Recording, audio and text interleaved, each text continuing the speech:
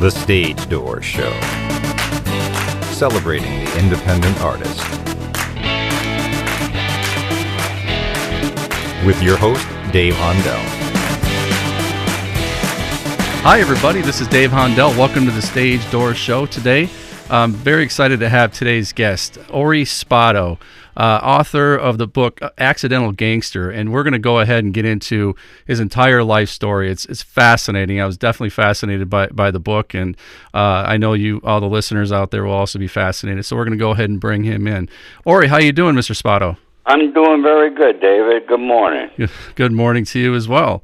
As I said, it's a fascinating book, and you've had quite a colorful life. You entered the Army at a young age. I mean, just 18 years old, and when you came back from the military, you worked a few jobs, got into the insurance field, and did really well at it.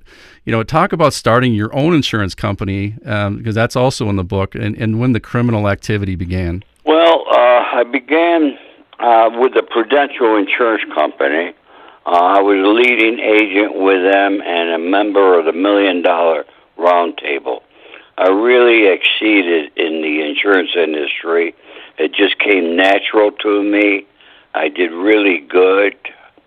I loved it because I was helping a lot of people, with their retirement and their health needs and in the event of a loss of a loved one. The accolades I got from people were amazing.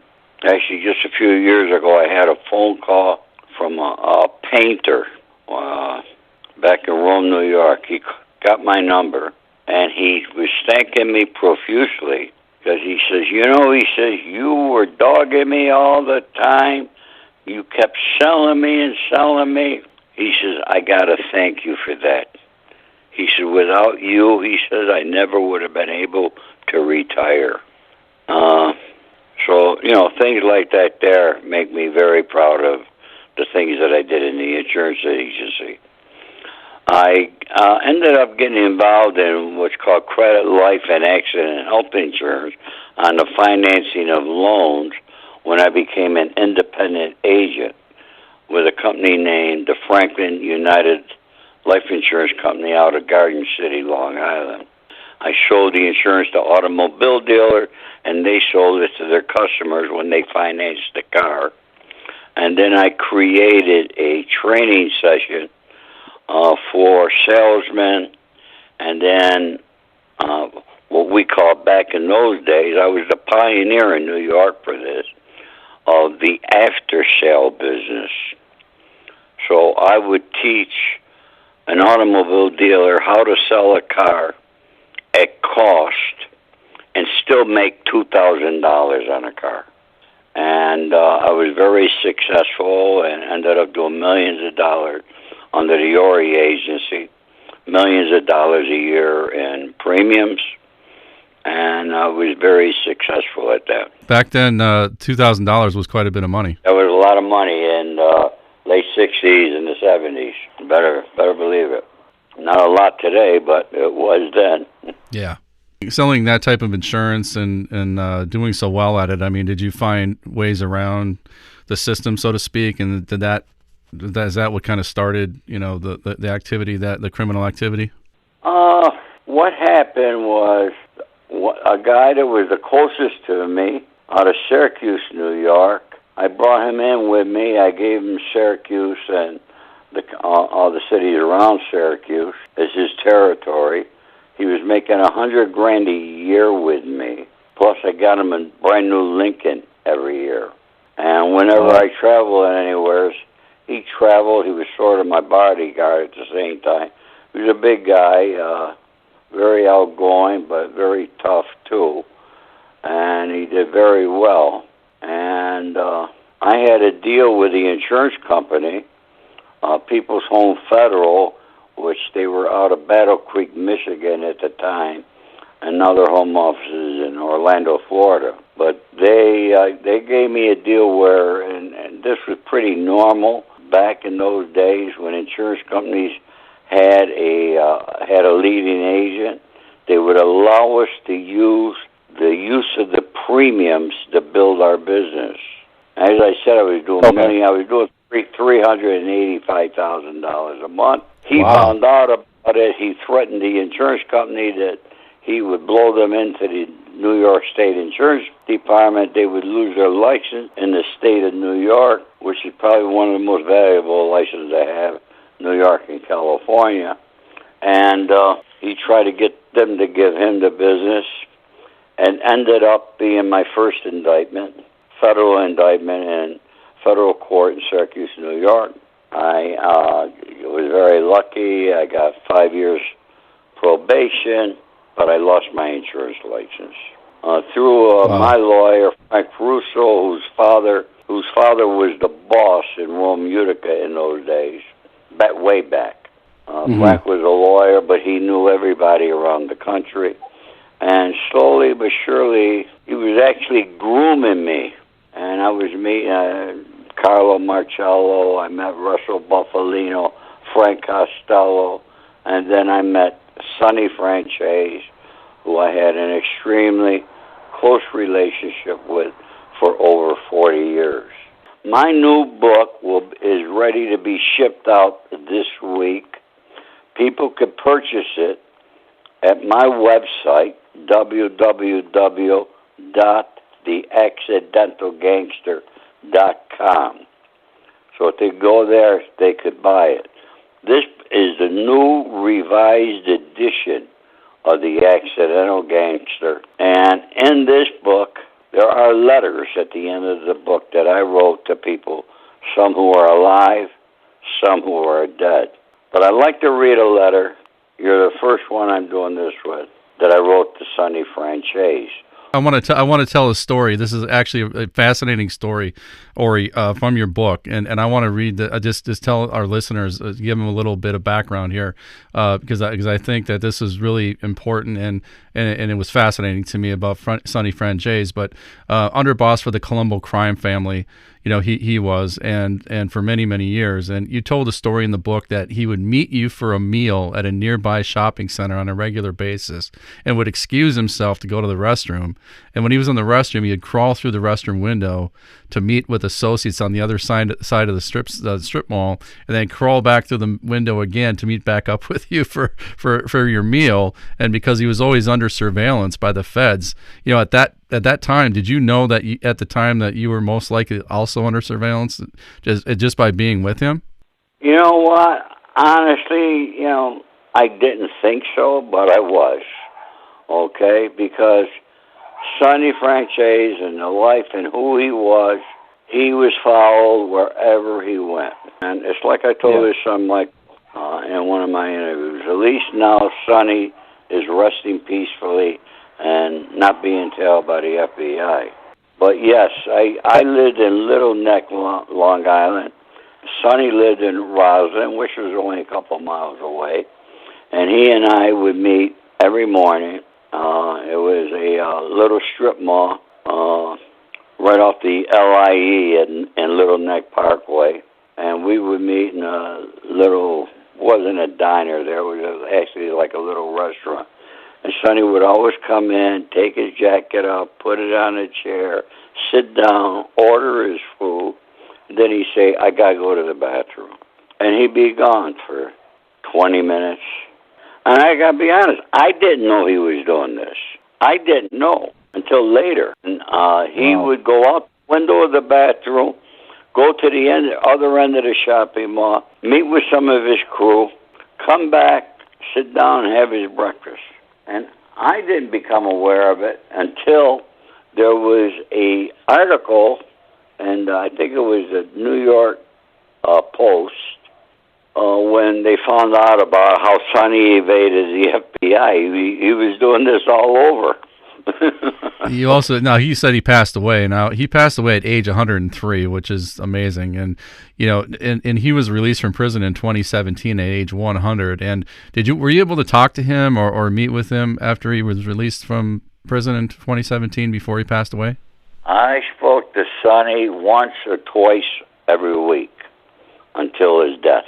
And actually, there are articles out there. People Google my name. That I'm the one who confirmed his death to the country, to wanted me to come back there. Sonny would not. He was still on probation, and he would have gotten off in June if he would have lived. And then I could have gone back and visited him. He said, "Come on, buddy, we got to talk, you know." He said, "You got to come in. You know how to sneak in here." I said, "Sonny, Sure. I'm not going to be the person responsible for you going back to prison, because at 103, they'll put you back in." Right, exactly. That's true. I said, "I'm not going to be the guy." So I actually called his probation officer, who was a lovely lady, actually. She was pretty kind. I explained to her who I was. She said, "I know who you are, Mr. Spado." I said, "Listen," I said, "I'm 75. He's 103. He's in a nursing home." I said, "We've been friends for over 40 years. I said, we're not going to go out and rob banks. I'm just going to come visit the guy, take him out to lunch or dinner," I said. Yeah. And she says, "I got to check with my supervisor." And she said, "I'll call you back." The next day, she called me back, and she said, "You know, I apologize, Mr. Spado, but my supervisor said that you were extremely close friends with Sonny. And in addition, you're on the same indictment with him," which we were on the same indictment. Mm-hmm. And they would not allow me to go visit him. A month after that, he died. Wow. You know, you said you had a letter. Now that we gave a little background on Sonny and you and the friendship, you know, it'd be great to hear that story in that letter. Yes, and, you know, for your listeners, they could purchase my book, as I indicated, at my website. And for those out of the country who are listening, they can go to my publisher's website, coastalwest.ca, and purchase it from there. But and let me read this. This dated July 19th, 2020. Dear Sonny, I remember the first time we met at Eugene's restaurant on 2nd Avenue when Lou Perry introduced us. You had your wife Christina, Gia, your children Gia, Johnny, and Tina. You and I whispered, and I explained the situation to you. And then we ate dinner, and I was allergic to the fish and got sick.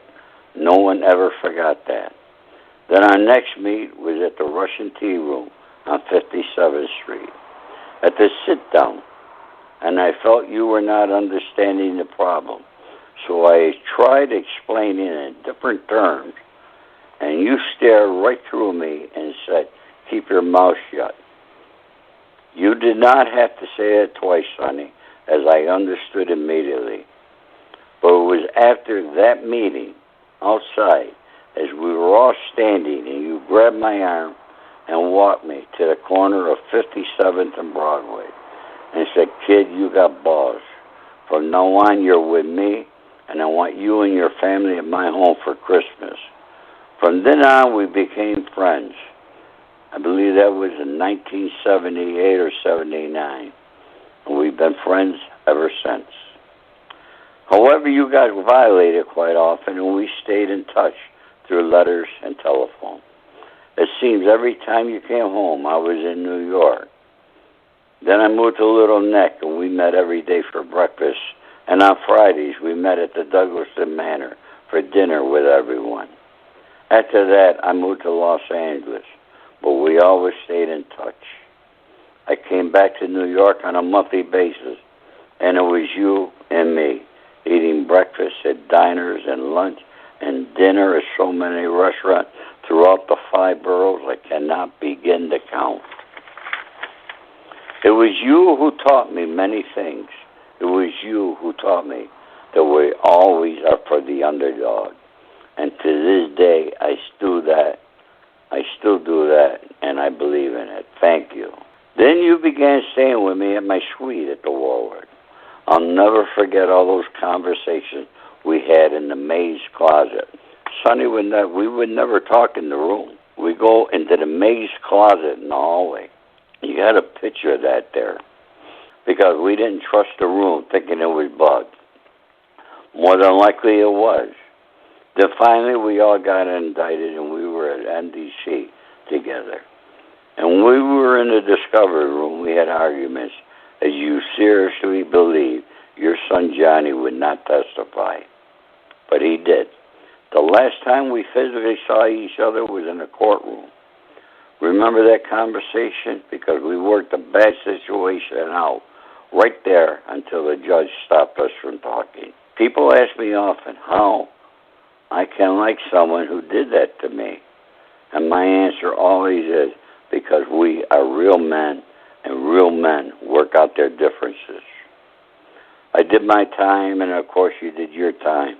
Once you were in the nursing home, we spoke on the phone a couple times a week, and I seriously wanted to come and see you.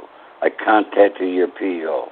They declined me, as I did not want to get you violated because of me. She told me I could in June, but you left us all before that. Our conversation was maybe a little over a week before you passed on. My dear friend, you now are in peace, finally, after 103 years. You always have my love and respect, and that will never change, as you were a friend and a real man amongst men in a man's world. I miss you, and once again, all my love and respect to you, Sonny. Your friend always, Ori. Wow, what a letter. And this was one of the new revisions to your book. So everybody out there, again, theaccidentalgangster.com to order that book. And, it comes in both. Now, if I'm not mistaken, Ori, it comes in both, book version, but also audio book as well, right? Audio book is available, yes. 75 additional pages in this book. All right, good. And, what is your most... You can call it a new book. And I was fortunate to get the book and read it, and I was fascinated the whole way through. And just your stories just were amazing. And, what was your most memorable moment when you were with Sonny? I mean, I'm sure there's many, but what was your most memorable moment together? There are so many memorable moments, but, I like all the listeners know. There was at Pizza Dance Restaurant in Brooklyn, there was a big event upstairs at the restaurant, a couple hundred people. And Sonny and I went to it. We were invited. And I remember Johnny Russo, who also has a book come out this out. Johnny Russo come in, who I just saw the previous week in New York. And he came in with a priest, but he sat at the table with us. But we've talked, there were a lot of friends of Sonny's, all older people, from the neighborhood where Sonny grew up in Red Hook, New York. And they all came to me, and they would tell me how much they missed Sonny and how safe their neighborhood was when Sonny was there. And, people don't understand this about people like Sonny and me, but, we really care about the neighborhood we're in. We look out for the people in our neighborhood. And Sonny did a great job of it. And, there's a lot of people that will remember him for that there. People like to talk about the bad things we do, but they don't know how many good things that we do. So many moments with Sonny Franchise that I cannot, so many things he told me, particularly in the maid's closet, or things he would tell me we would be driving and motions he'd make with his hands, over here, what he did, so forth, so on. A day with Sonny would begin in the morning with breakfast, and then before you knew it, the day would not end till maybe 9, 10 o'clock at night. And by that time, you've been to restaurants in 5 boroughs. I mean, the guy could eat. The guy could eat, and we never paid a tab. Never had a bill. But there would be meetings in every restaurant that we went to. Yeah, I mean, and getting back to your insurance business, you said that your legal issues in the book, you mentioned that your legal issues with your legitimate insurance business was not the reason that you were looked at as having criminal activity. It was your association with Sonny that got the attention of law enforcement. And you were even offered twice. It was a fact. I knew Meyer Lansky. Right. They were really trying hard to make that an organized crime case, but it was impossible for them. They couldn't do it. but they tried. But you were even offered twice to be a made man with the Colombo crime family, but declined. What made you decline? Once with the Colombo crime family, and once with the California crime family. What made you decline? You're probably aware of the, I'll call it the interactions in some of the video, some of the podcasts I did regarding Michael Franchise, things he said about me and things I said about him. I happen to know an awful lot about Michael Franchise. It became a war, like a war between the two of us. And for our listeners, Michael is the son of Sonny. Just for our listeners, I want them to understand that Michael is became an informant. First, Michael is the son of Sonny, and he became an informant, but he made more money at that time in those days in the gasoline business than any other criminal in history. He made a lot of money. But I never, outside of that sit-down I had with Sonny, which involved Michael, I never ever had any other interaction with him. just one time? Yeah. Okay. I mean, we seen each other a couple of times because his brother Johnny was out here. Johnny was an addict. I took care of Johnny.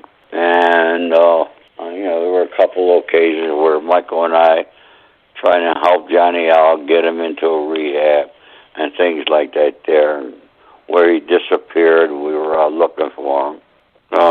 I ended that feud. Yeah, you mentioned Michael, on the different podcasts and different shows and interviews that you did. It was back and forth, watching interviews with both of you. It seemed like it was a pretty long standing feud, but I'm glad that you were able to get that squashed, as they say. But, what made you decline those offers to, as being a made man in those two different families? And, I told Michael in one of my interviews, I said, Michael, and I held up his book, his first book that he wrote. I said, there's something in your book. You were very astute. I says, but I picked it up, Michael, because I knew on that one thing you were correct. You got to remember, I was an individual who knew the bosses throughout the country. I could pick up the phone and call any boss. Why would I become a made man? Because once you become a made man, they put you under somebody. Now you got to listen to that person. You can't be going to the boss. You follow me? Sure. So my relationship was always with the main guy, and that's why I refused it. I was not going to be taking orders from somebody that more than likely did not have the same intelligence level that I have. And, if they told me I had to do something, you got to do it. I took my orders directly from Sonny over there and Jimmy Cacci out here in California. Now, you were 63 when you entered federal prison for 62 months on RICO charges. What was your treatment when you were inside prison, and what did you think about the most while you were incarcerated? Well, what I thought about was getting a real meal. My treatment was very good. They transported me on Con Air from Beverly Hills back to Brooklyn, where I was in MDC.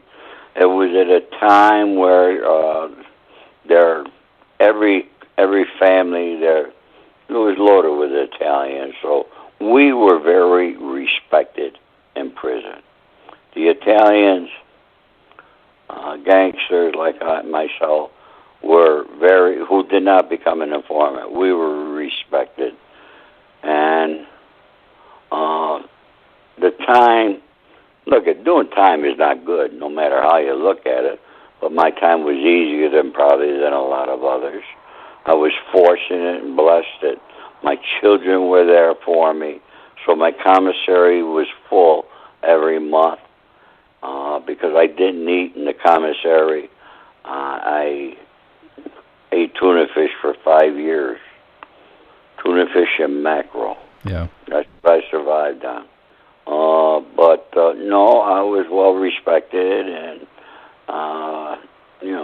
you keep your mouth shut, you do your time, and you stay out of people's business. Don't get involved in any of that. You know what I mean? Yeah. Do your time. Just do your time. keep your mouth shut, you got no problem. Now, the mafia is a subject of many films, shows, and folklore. Basically, it's still to this day a fascinating topic. And in fact, you're good friends with the writer of Goodfellas to this day, and it's a very real thing. And I assume many organizations are still in operation, but the way crime families operate now must be way different than with the modern day technology that we have. When did the mafia change, and what happened, do you think? Well, you got to remember, the mafia, organized crime, whatever you want to call it, was a secret society. What happened in the shadows stayed in the shadows. Of course, people on the street knew who we were, this and that, but it was not a public thing. When the movie The Godfather came out, it showed it made the life a glamorous life in so many ways. And it taught a lot of people, a lot of young guys who, wanted to become part of it because they thought it was glamorous because it was in the movies. And now, everything, it no longer was a secret society after that. Now it was a well-known subject throughout the world. But people don't realize how it started, why it started. We started only because we were the only ones who could take care of our own. It began in Sicily. I'm going way, way back, when Sicily was one of the most invaded countries in the world. And the French took it over. And on a Sunday afternoon in the park, the Frenchmen, the Italian woman be there with a show, and the Frenchmen were raping the woman. And that's when the guys got together and they had to do something about it. And that's how it was born. And that's basically what it is. We take care of our own. So it was the movie The Godfather that actually destroyed it. Because then you have people come in there who want to be a gangster, but we're not a gangster. And, when something happened, when the cuffs go on, they begin talking. And so, I was talking with some friends in New York. I mean, you got podcasts by so many informants, and the country loves them. I mean, what the hell's going on? Why do you love an informant? I can't figure it out. Why you love somebody who's not a man? The world changes. It does. It changes all the time. And like you said, podcasting and internet and social media, there's so many different ways to communicate and get, things out, thoughts out, different, ideas and so forth. And I think the world is really revolving around social media these days. I don't know what your thoughts are on that. Well, social media is everything. I'm on social media. I gotta be honest with you, if I didn't have a book, more than likely I would not be on it. Or if I was on it, it would just be me and my family. But it's the way of the world today. And, you could talk to a 5-year-old kid, they know much more about these computers than I'll ever know. Just what it is in today's world. People get their news, people do everything on it. That's very true. You're also known as the Hollywood mob boss and Hollywood fixer, helping celebrities, collecting debts and other problems that they might have. And, the connections you've made over the years, like Meyer Lansky, Sonny Franchise, and, Russell Buffalino, just to name a few, you've had, obviously that helped with leverage. But, talk about the time you helped star Naomi Campbell scare away a stalker, because I thought that was very interesting. Well, Naomi Campbell, Wyclef Jean from the Fugees, I was very good friends with Wyclef. And he called me up one day because he was friends with Naomi, and she had a problem with a stalker, and asked me if I would talk to her. It was around Christmas time, and I was at the Beverly Hills Hotel waiting for a date who was going to be late. And Naomi just didn't live far from there. So I gave her a call and I said, I'm coming over now. And she happened to be having a Christmas party. I went in there and, she had the valets for the cars and so forth. And told the valet, keep my car right here. I went into her office with her. Had a meeting with me. She gave me the information, told me the problem. I said, I'll handle it. And it happened to be a stalker out of Long Island, New York, that was really stalking her pretty badly. And so I had a couple guys from New York who we got the address of the guy. She didn't have an address on him, of course, but we got the address. We were always good at that kind of stuff. And I sent 2 guys, and they got right into the house. And the guy was sitting in his chair, and obviously he was nervous. And I instructed my 2 guys, when you're there, call me, put me on the phone with them. They did, and I explained to them very nicely, but very sternly in my old way that I do things, that if he ever even thought of Naomi again, the next time he sees those guys, they're not going to be too friendly. And I resolved it, and Haitian Jack was sitting on my couch, heard me that it was taken care of. He went into my dining room table. He calls Naomi and says he took care of it. Oh, wow. You know, people want to take credit, man. I didn't care at the time, but I had to put that in my book. Haitian Jack was also an informant. Now, you've been close with some of Hollywood's biggest stars, and you know, you're still in L.A., of course, and without naming names, obviously, but are you still approached for assistance from celebrities when they need a fixer? Once in a while, very minor stuff. I'm close with some, directors and producers and agents and so forth. No, my main interest now is I have a A-list director, writer that wants to do a TV show on the accidental gangster, and he's going to be writing it. He's an A-list actor. I cannot give his name at this time. It's not Nick Pileggi, but Nick Pileggi will be involved as an executive producer, because I put the 2 of them together. But he's done a few films with Robert De Niro and Morgan Freeman, and actually he had a film that was supposed to be out last month. Then they said this month, and now it's not coming out this month, obviously. But he's got a new film coming out with De Niro, Morgan Freeman, Tommy Lee Jones. He's well known, and he's a hot writer. You know, people think things happen overnight in Hollywood. It does. It takes a long time, and nothing begins until you have the written word. If you don't have it written, somebody don't write it, you're never going to see a movie. Yeah, I've had a lot of people approach me. I turn most of them down because I have a clear understanding of exactly how Hollywood works. So I know that when my program goes out there, that it's going to be sold. Ori, there are many personal incidents that happened, from the book that you mentioned that came out in the book. And, most people would try to hide all that past. And why are you so open about it? I'm open up about it because I want to help young people not get involved in the life or gangs. And I have helped a few out. So it's well worth it that I wrote my book. And for every young man that I help to lead a normal, decent life, get a job. Because fast money, fast cars, and fast women is not going to last. You're not going to have that. All right? Because the day will come that you're going to die from a bullet or you're going to end up in prison. It's not the glamorous life that people think that it is.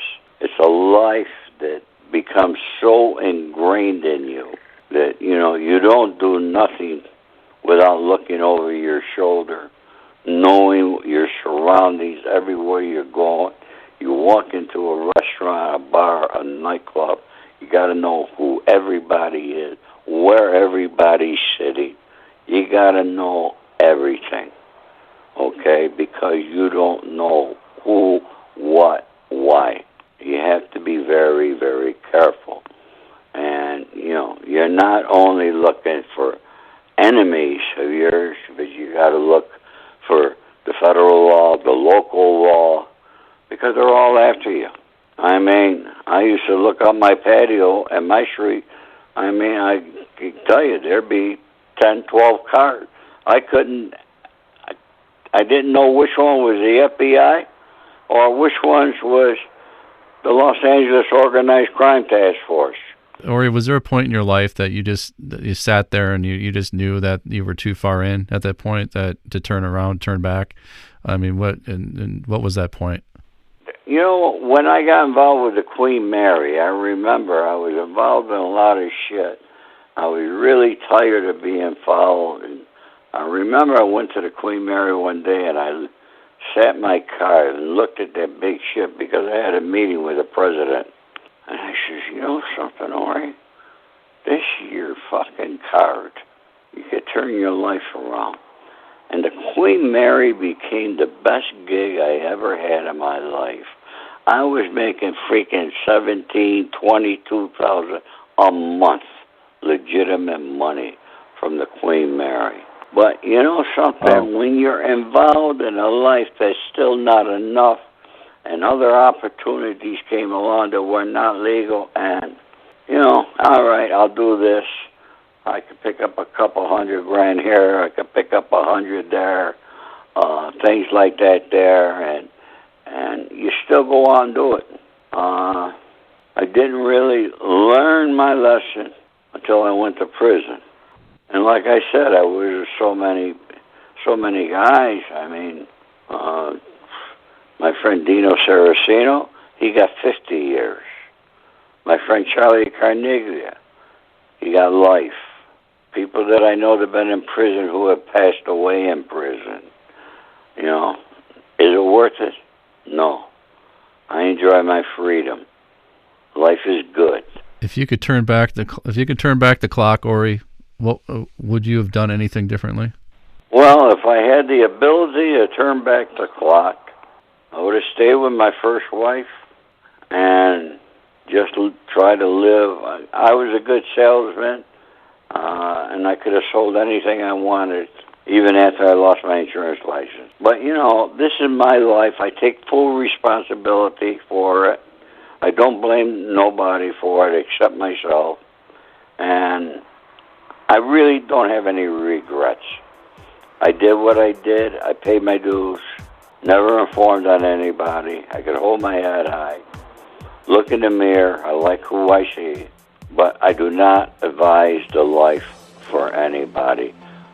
There's so many people out there that you know have that type of past, and they just never they never get to a point, I guess, that they have a normal life. I think it just kind of consumes them, and the fact that you kind of hit that rock bottom, I guess, in prison, that you know we're able to think about it and come out and try to help others get away from that. I think it's admirable. So, you know, I just want to tell our listeners one more time, you know, theaccidentalgangster.com. You can order the book on there. It's a fascinating read. I read it myself, and just fascinating material, and just the life, from when you were a child all the way through, very fascinating life. So I just, encourage the listeners to go out and get that book, theaccidentalgangster.com. And I appreciate taking the time today, Ori, to come on my show and talk about your experiences, and thank you so much for spending time with me today. My pleasure, David, and all the best to you. And happy holidays, everybody.